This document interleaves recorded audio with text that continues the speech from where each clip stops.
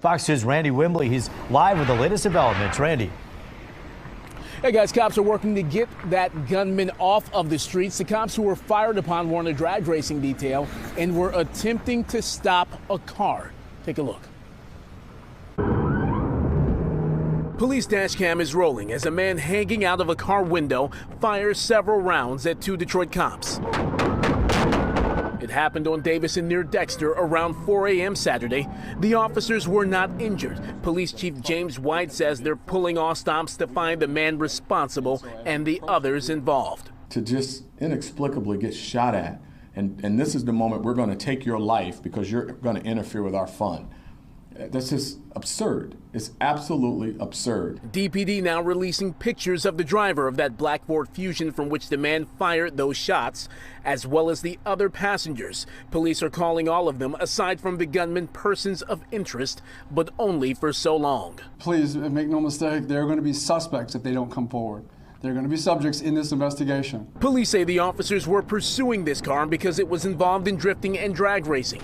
DPD has been cracking down on the practice the past few years, saying the reckless driving is incredibly dangerous. These vehicles are like missiles, and if you're driving them and drifting, there's no way you can control that vehicle. They start shooting at him? We showed that dash cam video to Detroiters. It's like, it doesn't shock me, but it's like wow. It's like, I don't know, at this point, it's like you kind of get used to seeing stuff like that, but it's still sad. It's hurtful because this is not the city that I grew up to, you know, and now it seems like just people have no care or no hopelessness.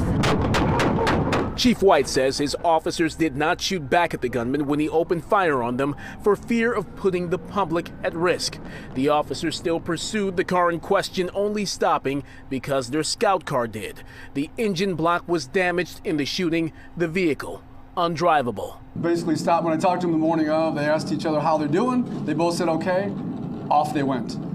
They continued to do their job even after being fired upon. And police say some of those rounds struck directly above the driver's head.